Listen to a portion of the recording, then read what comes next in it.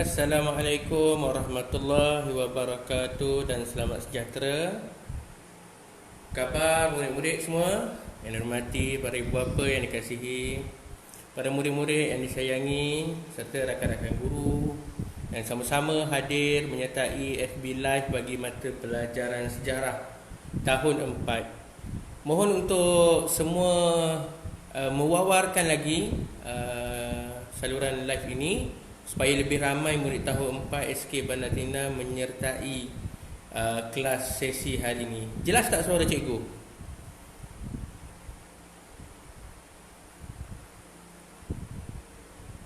Alhamdulillah, cikgu sihat. Jelas tak suara cikgu? Boleh bagi komen.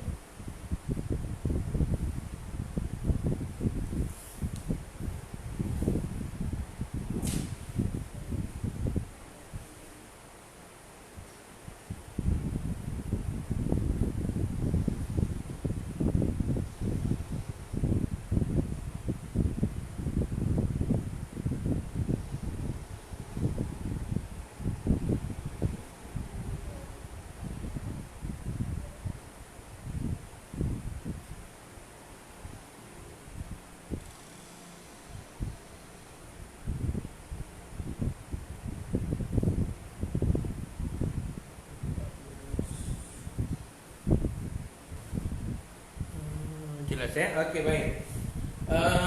Boleh kita tunggu 1 minit lagi.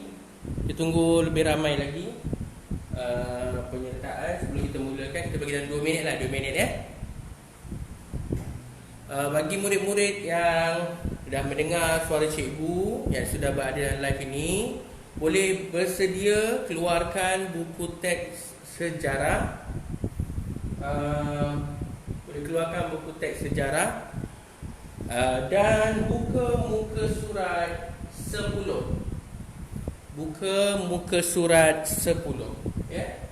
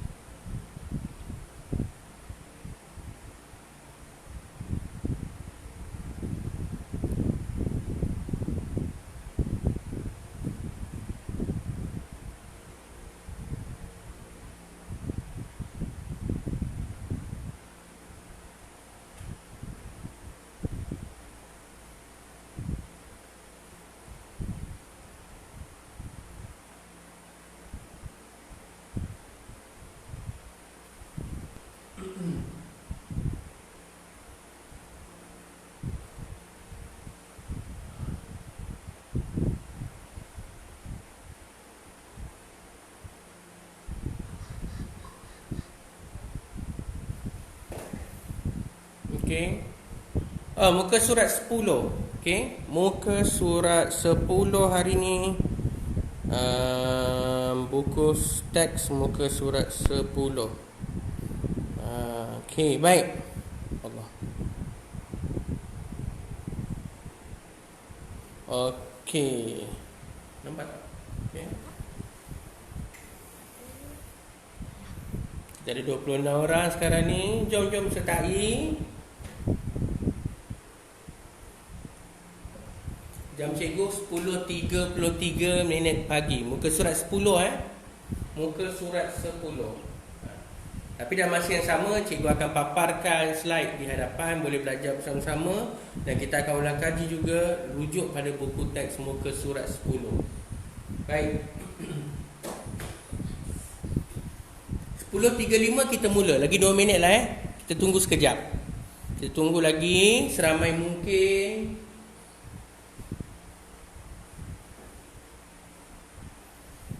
Dah makan semua? Dah makan ya?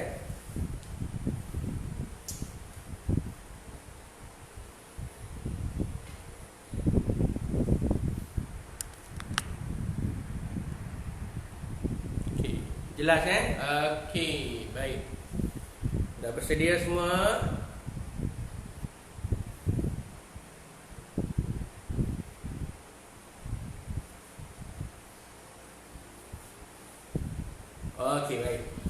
Kalau dah bersedia, sekali lagi cikgu mulakan dengan lafaz Bismillahirrahmanirrahim. Assalamualaikum warahmatullahi wabarakatuh. Yang dihormati semua anak-anak yang dikasihi sekalian, serta semua penonton FB Live pada pagi ini bersama dengan cikgu, Cikgu Muhammad Firdaus. Ni cikgu, nampak tak? Nampak? Tak nampak? Gelap ni. Okey, tak apa. Okey, baik, untuk hari ini kita mulakan dengan bacaan doa.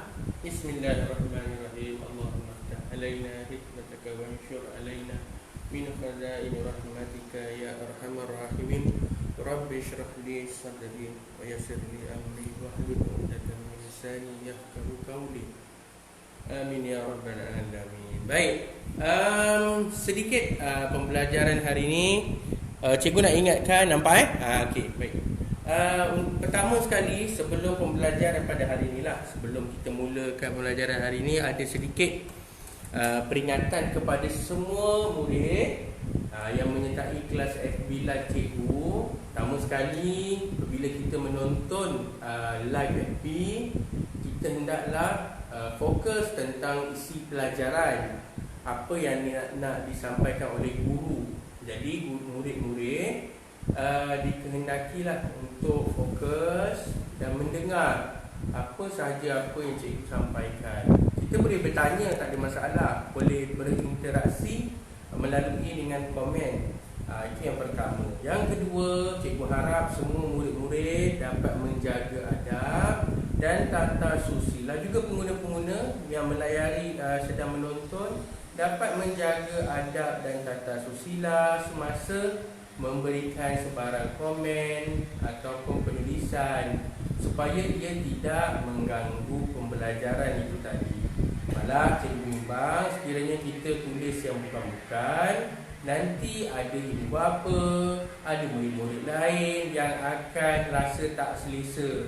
Bila tak selesa nanti bergaduh dan nanti tak sampai maklumatnya. Yang nak disampaikan isi pelajaran, tapi takut nanti ilmu tak dapat, semua benda yang kita harapkan pun sia-sia. Jadi cikgu harap murid-murid semua dapat terima kasih dan fokus kepada pembelajaran itu tadi. Kalau nak main stiker tu, janganlah stiker sentiasa, dia akan mengganggu komen-komen orang kita. Jadi cikgu nak baca pun, mungkin cikgu nak baca komen, ada soalan, cikgu tak dapat baca sebab banyak sangat stiker.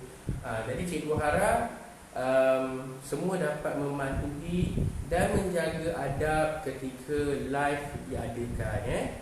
Kita tak nak ada pergaduhan dan perkara yang tak baiklah. Okey. Oh ya ke, kuat punya kipas Okey. Minta maaf bila cikgu tak ada aircon.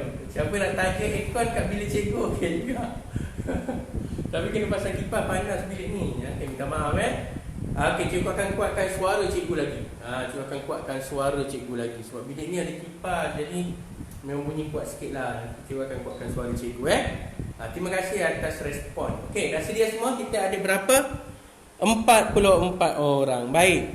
Okey, kalau dah bersedia, boleh cikgu mulakan? Okey, baik. Sekali lagi cikgu ucapkan Assalamualaikum warahmatullahi wabarakatuh dan selamat sejahtera semua. Hari ini adalah hari Rabu, hari Rabu. Jadi pembelajaran kita hari ini adalah berfokus kepada muka surat 10 buku teks. Sebelum tu cikgu kenalkan diri cikgu sekali lagi lah. Nama cikgu ialah Cikgu Muhammad Firdaus. Cikgu merupakan guru sejarah di SK Bandar Tinam. Mungkin kenal cikgu kan? Okey, baik. Cikgu teruskan sahaja. Rujuk pada muka surat 10. Pada hari ini kita nak rujuk muka surat 10 di bawah tajuk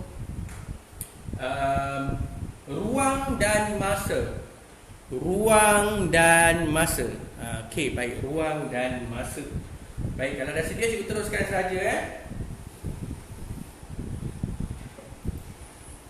Okey, ada dua tajuk yang cikgu akan ajar pada hari ini. Pertama sekali ialah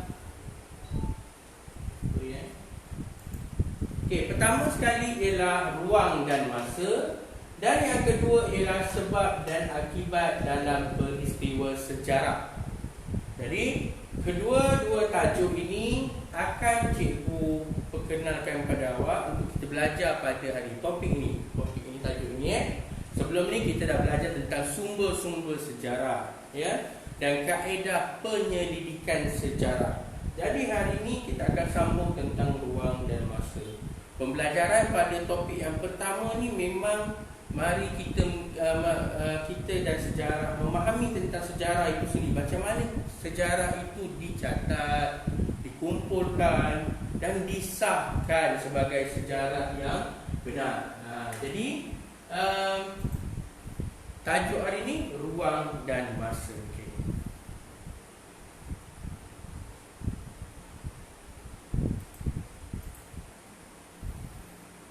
Okey, standard kandungan hari ini dan standard pelajaran kita ialah 1.14, membezakan konsep ruang dan masa dalam sejarah. Membezakan konsep ruang dan masa. Apa dia ruang, apa dia masa dalam sejarah.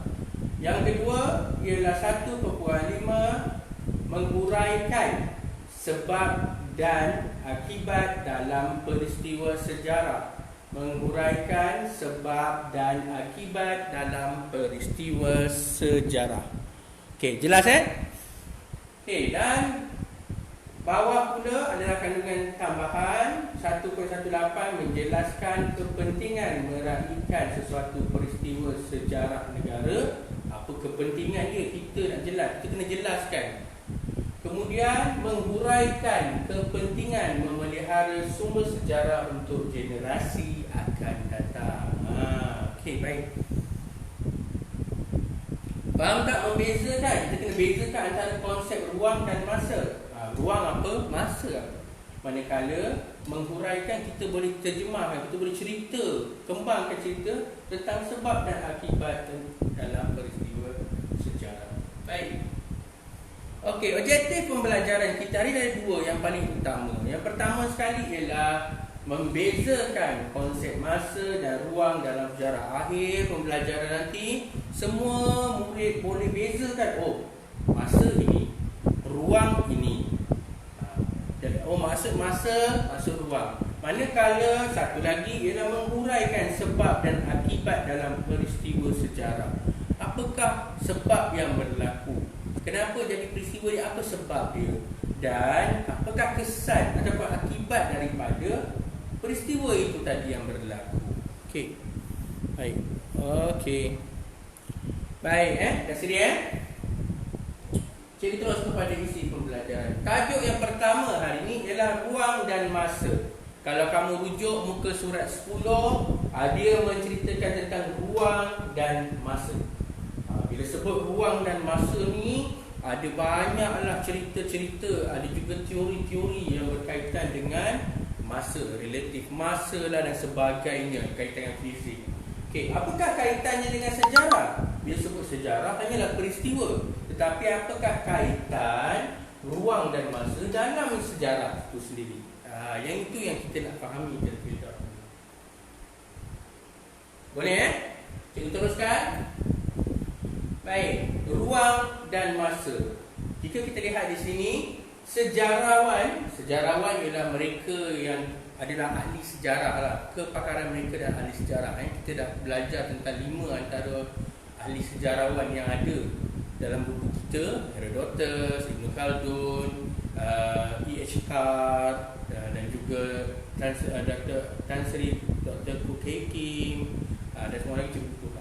Jadi yang kelima-lima itu adalah tokoh sejarawan. Mereka ni ada kepakaran dan bidang sejarawan. Orang sejarawan ni kalau dia bercerita pasal sejarah dia, belum tentu dia sejarawan. Dia mesti dibuktikan dengan kajian ilmiah, kemahiran dia. Yang itu dipanggil sebagai ahli sejarawan lah. Dia ada kepakaran dia yang tersendiri. Okey, sejarawan menggunakan urutan masa untuk mengkaji peristiwa sejarah yang telah berlaku. Sejarawan menggunakan urutan masa untuk mengkaji peristiwa sejarah yang telah berlaku. Penting seorang sejarawan ni, dia bila dia buat kajian, dia kena ada urutan masa. Urutan masa ni akan menentukan kebenaran peristiwa tu berlaku atau tidak, palsu atau tulis. Jadi perlunya ada urutan masa yang betul. Katalah dia kata berlaku keadaan hari ni saya telah mencipta contohnya kapal terbang ke angkasa, tetapi dalam tarikh tersebut dia belum lahir. Dia kata dia dah cipta. Jadi kat situ urutan masa sangat penting. Jadi kita lihat yang kedua, urutan masa dikenali sebagai kronologi ataupun dalam bahasa Inggeris kronologi. Kronologi ataupun kronologi ini merujuk kepada urutan masa yang tertentu khusus yang diikut dalam satu masa. Kita juga melalui urutan masa kita yang tersendiri, daripada tempoh kelahiran sehinggalah menjadi dewasa. Itu adalah urutan masa kita. Kalau kita kecilkan lagi dalam tahun semasa, contohnya bulan 1 kita ada PDPR di rumah, bulan 2 masih lagi PDPR di rumah, InsyaAllah bulan 3, bulan 4 kembali ke sekolah. Ini adalah urutan-urutan yang dipanggil sebagai kronologi. Baik, konsep masa ini dapat dibahagikan kepada 3, iaitu dekad, abad dan alaf. Dekad, abad dan alaf. Ada 3 yang paling utama. Kalau masa, kita ada saat, kita ada minit, kita ada jam, kita ada hari, kita ada minggu, kita ada bulan, kita ada tahun. Apabila lepas je tahun, urutan ini di dalam satu yang dah banyak, nak sebut banyak, kita gunakan 3 konsep masa yang lebih besar jangka masanya, iaitu dekad, abad dan alaf. Baik, konsep masa itu juga boleh dilihat mengikut zaman, iaitu zaman sebelum Masihi. Zaman sebelum Masihi. Manakala yang kedua ialah zaman Masihi.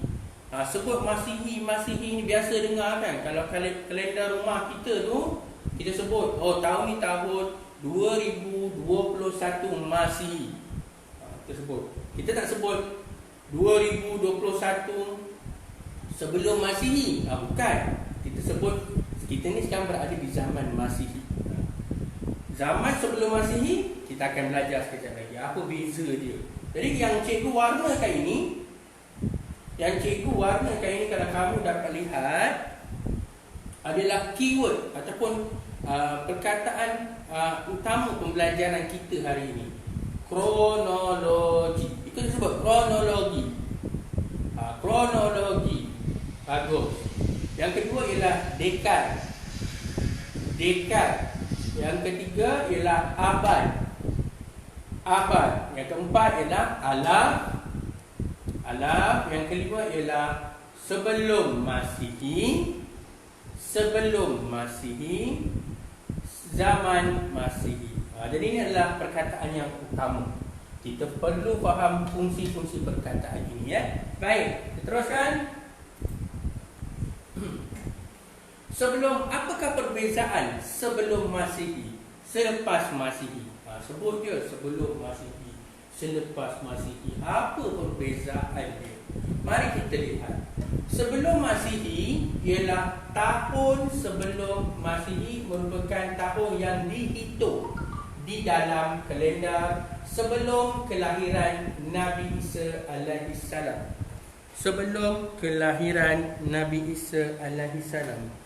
Baik, jadi kalau kita sebut kat sini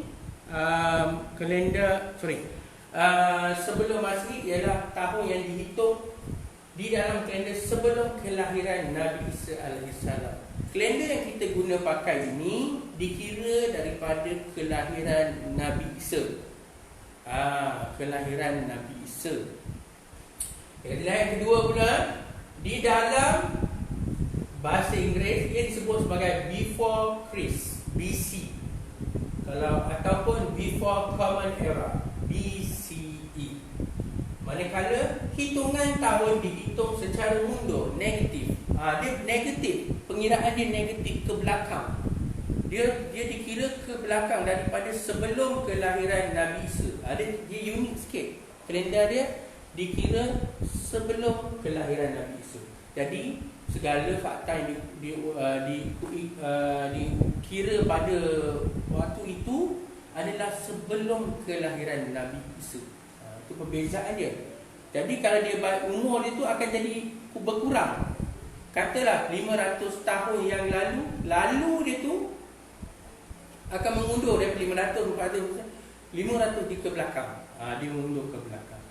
Manakala selepas Masihi pula, di dalam bahasa Latin disebut sebagai Anno Domini, AD, yang bermaksud tahun Tuhan kita. Ini mengikut kepercayaan kaum yang berbahasa Kristian yang mencipta kalender ini. Kalau kita ni, kalender kita ialah kalender hijrah.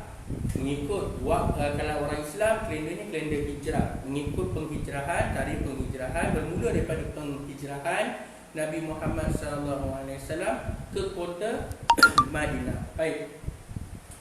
Di dalam bahasa Inggeris dipanggil common era. Kemudian ia dihitung secara penambahan tahun demi tahun. Macam kita sekarang lah, kita melalui proses Masihi. Contoh, kalau umur kita sekarang ni 15, tahun depan 16, 17, dia bertambah. Dia bertambah secara positif, tambah. Sama juga dengan tahun kita 2021, 22, 23 dan seterusnya. Itu dipanggil sebagai selepas Masihi. Okey, baik. Jadi boleh faham tak perbezaan antara sebelum Masihi dengan selepas Masihi? Keyword dia ialah sebelum kelahiran Nabi Isa. Manakala Masihi ini adalah selepas kelahiran Nabi Isa. Katalah ini tempoh waktu kelahiran Nabi Isa. Jadi yang ini dipanggil sebagai sebelum Masihi. Waktu ini dipanggil sebagai waktu sebelum Masihi. Ia dihitung mengikut secara negatif. 1, 2, 3, 4, 5 macam tu usia dia. Manakala kita pada waktu ini berada dalam era selepas Masihi. Jadi pengiraan kita 1, 2, 3, 4, 5 dan seterusnya. Sekarang ni 2021 lah daripada kelahiran Nabi Isa. Itu adalah pengiraan dia. Baik. Tapi kalau kalender Islam, dia akan mengikut sekarang ni kalender Islam 1442 Hijrah. Jadi lebih kurang perbezaan di antara Nabi Isa dan juga tempoh masa Nabi Isa ke Nabi Muhammad lebih kurang 600 tahun. Itu perbezaan dia, tempoh masa. Kalau kita tolakkan 2021 dengan 1442. Jadi lebih kurang 600 tahun perbezaan antara Nabi Isa dan juga hijrah Nabi Muhammad. Kalender, tempoh kalender tersebut. Ini cikgu cerita secara detail lah. Walaupun dalam buku teks dia cerita ringkas saja. Cikgu cuba bagi awak satu idea lebih banyak supaya lebih faham. Dapat pendedahan yang lebih awal. Boleh faham tak setakat ni?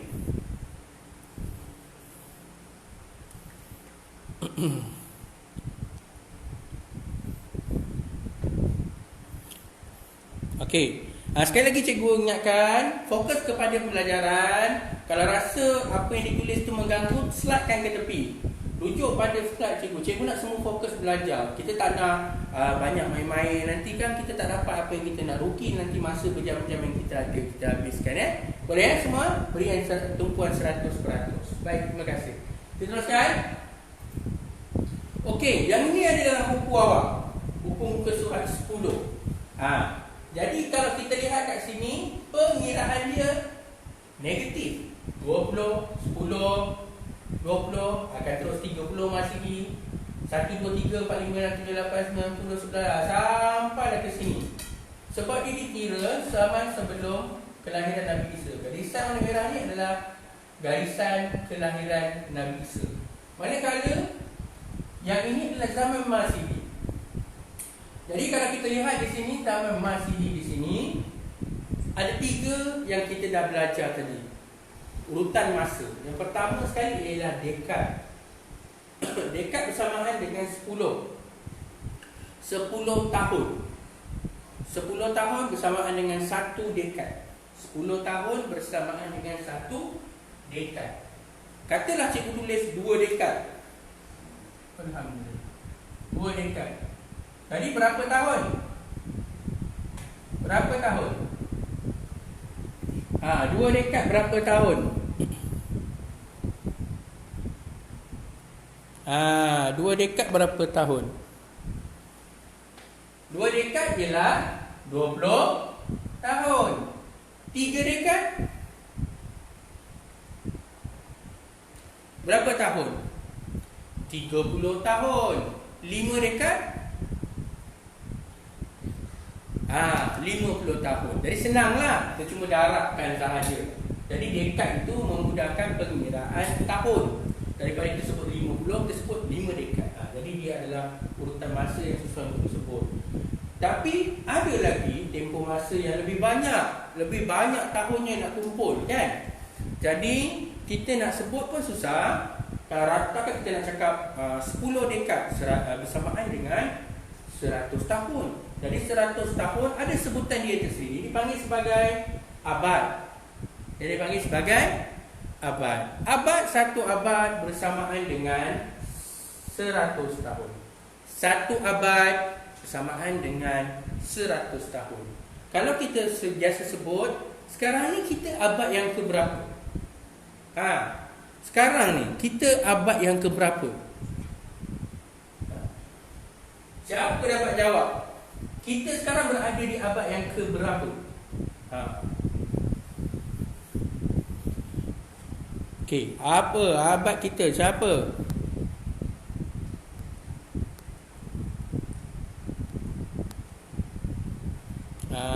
Okey, baik. Sekarang ni kita berada di abad yang ke-21. Abad yang ke-21. Abad yang ke-21. Walaupun kita belum melengkapi 2100 tahun lagi, tetapi kita berada di abad yang ke-21. Abad 21 pada tahun 2021.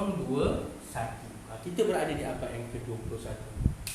Jadi pada abad kita ini adalah bermaksud kita sudah melangkaui 21 abad pada waktu ini, ya. Baik, sekarang siapa lagi kita panggil alaf? Masa cikgu dulu, cikgu ingat tahun 2000. Tahun 2000, masa tahun 2000 ada satu yang ibu bapa awak mungkin tahulah. Cuba cerita sikit. Tahun 2000 ni kita ada satu program, dia macam satu keadaan di mana sistem komputer berubah daripada tahun 1999 ke tahun 2000. Milenium pada waktu itu, pengistilahkan milenium pada waktu itu. Jadi perubahan ini adalah merubahkan alaf itu sendiri. Pada cikgu dah merasa dah alaf tu pada alaf yang pada alaf yang kedua lah, 2000. Pada 2000 tahun. Cikgu dah merasa pengalaman pada waktu tu sistem komputer dah berubah daripada tahun 19 kepada tahun 2000. Pada waktu tu memang agak gamat lah. Semua merisau takut rosak komputer dan sebagainya. Itu pengalaman cikgu lah, ingat lagi. Baik, okey, boleh? Okey, boleh faham ya? Jadi kalau kita sebut alaf, kita ada 1000 tahun, 2000 tahun, 3000 tahun. Tak tahulah panjang umur kita merasa dah sampai 3000 tahun. Panjang umur lah kan. Tapi tak apa, jadi kita faham kat sini apakah nilai dia, ya? Okey, ini adalah istilah tadi yang kita dah belajar tadi. Dekad 10 tahun, abad 100 tahun, alaf 1000 tahun. Jadi kalau kita sebut satu dekad, satu dekad 10 tahun.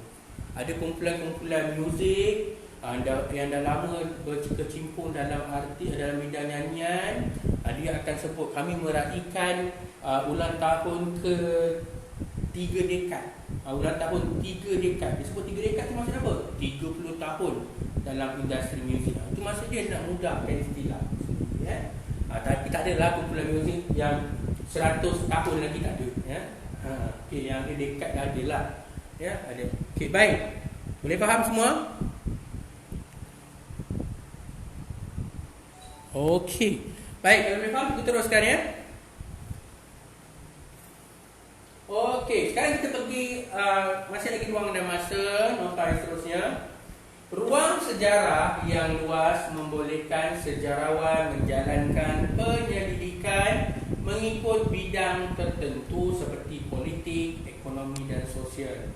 Ruang sejarah yang luas membolehkan sejarawan menjalankan penyelidikan mengikut bidang tertentu seperti politik, ekonomi dan sosial. Penting ya, dengan ruang masa, ruang sejarah itu sendiri yang dia ada banyak penyelidikan. Tak semestinya di bidang sejarah tidaklah tertentu kepada politik, kisah-kisah sejarah, tapi dia lebih daripada itu. Macam-macam kajian yang boleh dikaji ya.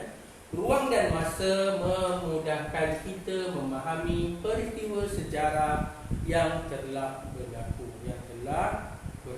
Ruang dan masa memudahkan kita memahami peristiwa sejarah yang telah berlaku. Daripada urutan masa kita boleh faham ya. Okey, alaf itu apa? Alaf tu adalah bermaksud satu alaf bersamaan dengan 1000 tahun. Itu adalah alaf ya. Itu adalah urutan masa yang nak memudahkan kita faham jangka masa, tempoh masa berdasarkan istilah. Sekali lagi cikgu ulang berdasarkan istilah. Baik. Oleh itu kita dapat menulis peristiwa sejarah yang lengkap dan tersusun. Itulah pentingnya ruang dan masa. Ada masa, kita catatkan tempoh masanya. Ruang tu adalah bidang-bidang sejarah yang telah kita putuskan, yang mana di tengah dikaji. Itulah ruang. Okey, baik. Okey. Jadi, kita pergi seterusnya. Boleh faham tak bab yang pertama ni? Ruang dan masa. Kalau boleh faham, cikgu terus pergi kepada bab yang kedua. Okey, baik. Terima kasih. Teruskan ya, kekalkan momentum yang positif, belajar secara fokus ya. Baik.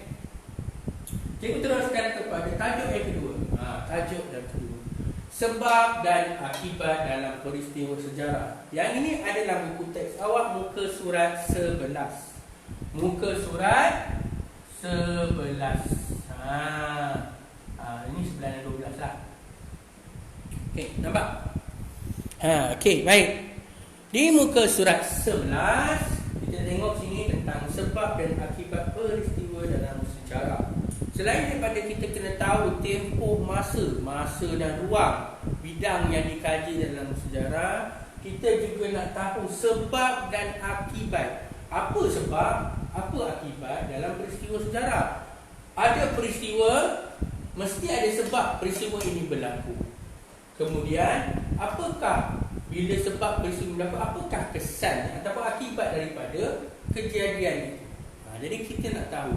Dari rentetan inilah yang menjadi punca kepada kajian-kajian sejarah. Selain pada masa, mereka perlu tahu kenapa, sebab dan akibat peristiwa berlaku. Okey, cikgu teruskan ya. Okey, baik. Yang pertama,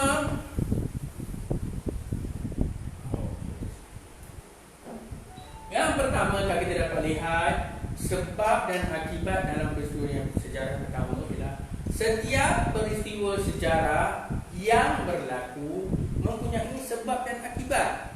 Setiap peristiwa sejarah yang berlaku mesti mempunyai sebab dan akibat. Pertama sekali, katalah kita bagi contoh yang mudah. Katalah pandemik COVID-19 yang berlaku sekarang. Peristiwanya pandemik COVID-19. Okey, sebab dia apa? Jangkitan saluran pernafasan yang dibawa daripada manusia ke manusia yang lain. Apakah akibatnya? yang berakibatnya untuk diri kita sendiri kita tahu. Kita bagi contoh peristiwanya ialah COVID-19. Ini cikgu bagi contoh yang nak mudah faham. Ya. Sebab, apa sebab dia? Sebab dia ialah satu bentuk jangkitan. Jangkitan salur pernafasan. Dia jangkitan menyebabkan salur pernafasan. Dia ada bahaya dia kan. Kuman daripada kuman coronavirus. Okey, baik. Apakah akibat dia?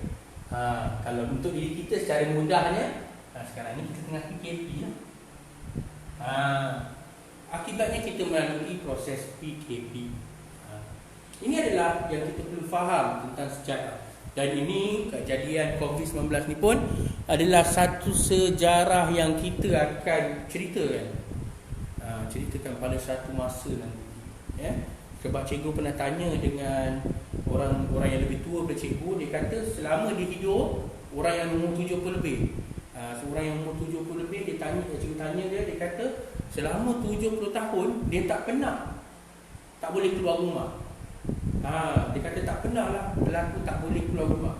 Masa dia kecil pun, dulu pun boleh keluar rumah. Zaman British pun masih boleh keluar rumah. Tapi zaman ni tak boleh. Jadi ini ada salah satu rentetan yang berbeza lah. Kita melalui satu pengalaman yang luar biasa sebenarnya. Ya, satu dunia melalui. Okey, baik. Cikgu teruskan Okey, kajian yang kedua ialah kajian tentang sebab dan akibat memudahkan pemahaman kita terhadap peristiwa sejarah. Kajian tentang sebab dan akibat memudahkan pemahaman kita tentang peristiwa sejarah. Jadi apa yang berlaku tu bila kita buat kajian tentang sebab dan akibat, kita faham kenapa kejadian ini berlaku, dan yang paling penting sekali mengambil iktibar dan memperbaiki agar ianya tidak berulang kembali. Itu yang penting kita kaji sejarah, supaya kita dapat belajar dan kita tidak akan mengulangi. Sekiranya ia kesilapan, kita tak akan ulangi kesilapan lagi. Sekiranya ia baik, kita akan teruskan. Mungkin kita akan tambah baik. Itu penting kita faham tentang sejarah. Baik. Boleh kita teruskan?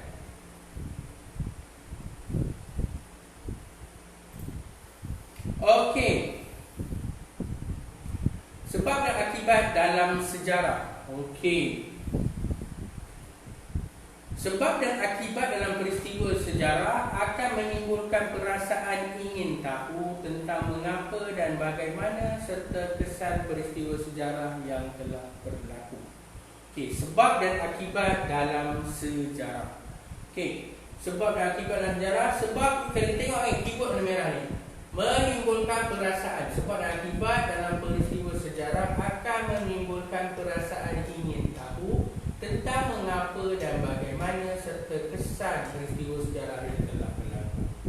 Bila kita betul-betul faham, kita akan rasa ada rasa ingin tahu dan mengapa dan bagaimana dan apa kesan dia daripada yang telah berlaku.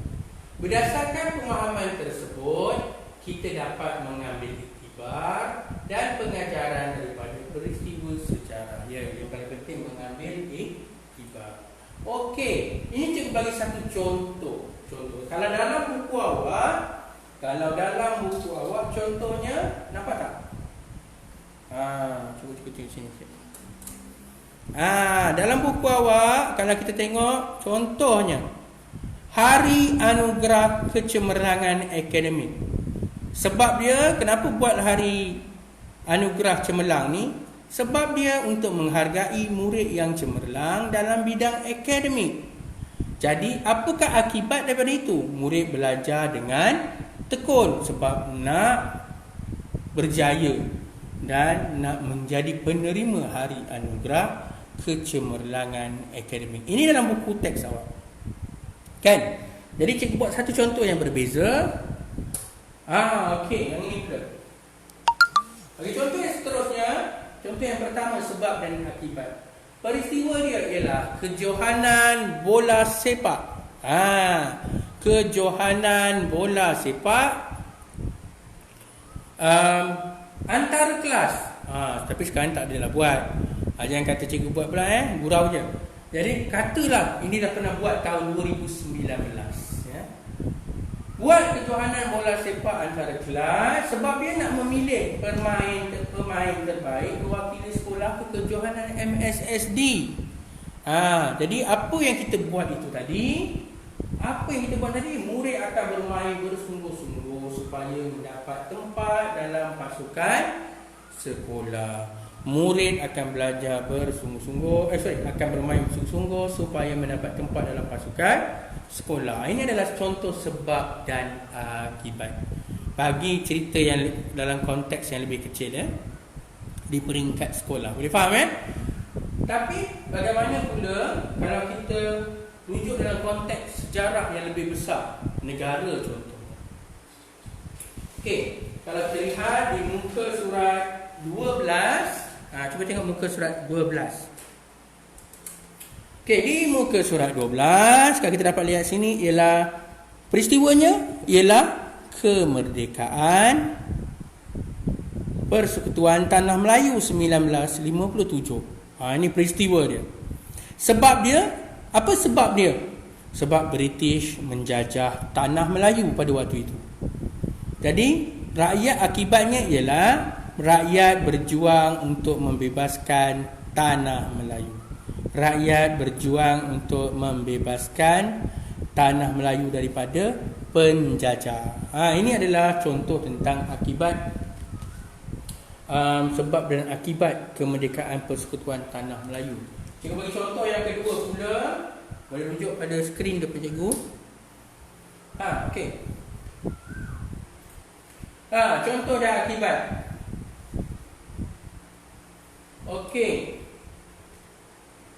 Contoh dan sebab dan akibat. Yang pertama sekali peristiwa kejatuhan kota Melaka kepada Portugis tahun 1511, ya. Tahun 1511.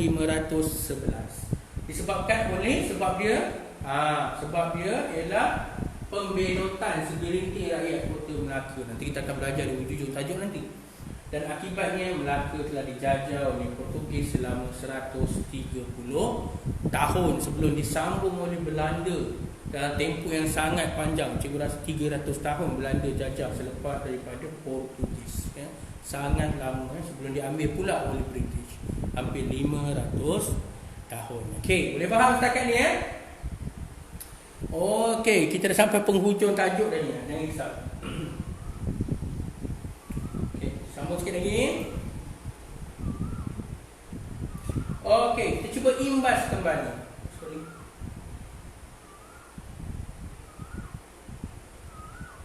Okey, kita imbas kembali keseluruhan apa yang kita belajar pada hari ini.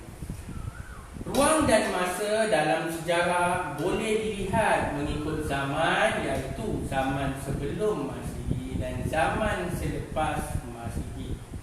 Selain daripada itu, kita juga ada sebut tadi, tentang dekad, abad dan lah. Kita penting kena ingat.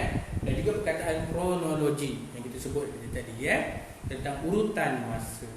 Jadi pemahaman tentang peristiwa sejarah menjadi jelas apabila kita mengkaji sebab dan akibat. Jadi penting kita faham tentang sejarah yang kita kaji tentang sebab dan akibat supaya kita boleh mengambil apakah kebaikan ataupun apakah yang kita boleh tambah baik daripada perkara tersebut. Baik. Okey, semua okey, okey, boleh faham setakat ni? Cikgu harap semua boleh faham. Alhamdulillah. Cikgu pun sudah berada di penghujung tajuk hari ini. Jadi sebelum cikgu habiskan, cikgu nak pergi kepada apa yang aktiviti minggu ini. Apakah aktiviti murid minggu ini? Dah bersedia semua? Okey, kalau dah sedia tengok depan, Okey, aktiviti murid minggu ini. Okey, aktiviti murid minggu ini ialah murid dikehendaki salin nota buku aktiviti sukses A+ sejarah muka surat 2. Buka muka surat 2 buku sukses A+, kemudian salin nota tersebut ke dalam buku tulis sejarah hijau.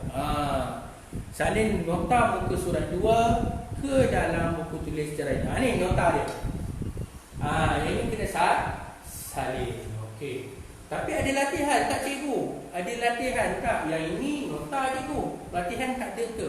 Baik, latihan pula akan diberikan secara di dalam kelas masing-masing oleh guru mata pelajaran masing-masing. Selepas ini, saya lagi cikgu ulang, latihan akan diberikan kepada kamu oleh guru mata pelajaran sejarah masing-masing selepas ini.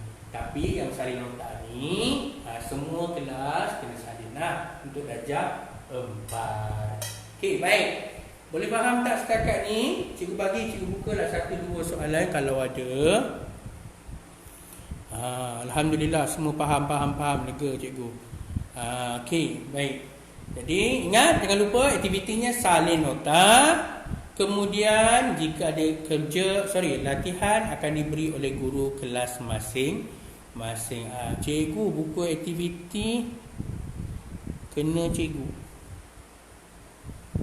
Sekejap, cikgu baca sedikit komen ni nak bagi faham. Cikgu buku aktiviti kan tak nampak. Cikgu buku aktiviti kan cikgu. Okey. Ialah nota ni dalam buku aktiviti. Buku aktiviti warna kuning tu. Sukses sejarah A+. Salin balik semula ke dalam buku hijau, buku tulis hijau sejarah. Faham ya? Okey, baik. Okey, cikgu rasa cikgu itu sahaja daripada cikgu. Ada soalan tak? Faham? Okey. Okey, baik. Jadi kalau tak ada soalan cikgu teruskan sahajalah ditutup majlis ini. Okey, itu sahaja daripada cikgu. Cikgu ucapkan jutaan terima kasih kepada semua penonton, murid-murid, juga kepada ibu bapa yang memberi sokongan kepada live FB cikgu pada hari ini. Tahniah kepada murid-murid yang telah memberikan 100% perhatian dan fokus, dan juga pada hari ini telah memberikan komen-komen yang bernas serta menyokong aktiviti sekolah. Teruskan menyokong FB Live, pembelajaran dalam talian. Kepada semua murid-murid, jaga diri, stay safe. Semoga kita bertemu lagi insya-Allah. Itu sahaja daripada cikgu. Assalamualaikum warahmatullahi wabarakatuh.